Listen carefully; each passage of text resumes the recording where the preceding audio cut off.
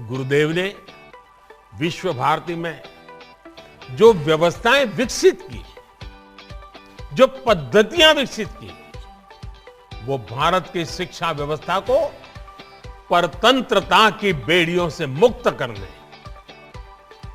भारत को आधुनिक बनाने का एक माध्यम थी।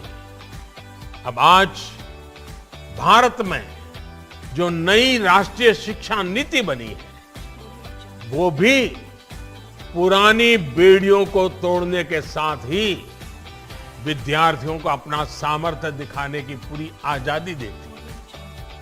ये शिक्षा नीति आपको अलग अलग विषयों को पढ़ने की आजादी देती है। ये शिक्षा नीति आपको अपनी भाषा में पढ़ने का विकल्प देती है। ये शिक्षा नीति एंटरप्रेन्योरशिप, सेल्फ एम्प्लॉयमेंट को भी बढ़ावा देती है। ये शिक्षा नीति रिसर्च को, इनोवेशन को बल देती है, बढ़ावा देती है। आत्मनिर्भर भारत के निर्माण में ये शिक्षा नीति भी एक अहम पड़ाव है। देश में एक मजबूत रिसर्च और इनोवेशन इकोसिस्टम बनाने के लिए भी सरकार लगातार काम कर रही है। हाल ही में सरकार ने देश और दुनिया के लाखों जर्नल्स की फ्री एक्सेस अपने स्कॉलर्स को देने का फैसला किया है।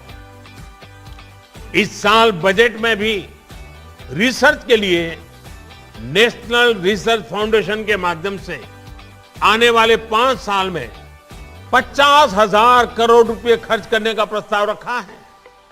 साथियों, भारत की आत्मनिर्भरता देश की बेटियों के आत्मविश्वास के बिना संभव नहीं है। नई राष्ट्रीय शिक्षा नीति में पहली बार जेंडर इंक्लूजन फंड की भी व्यवस्था की गई है।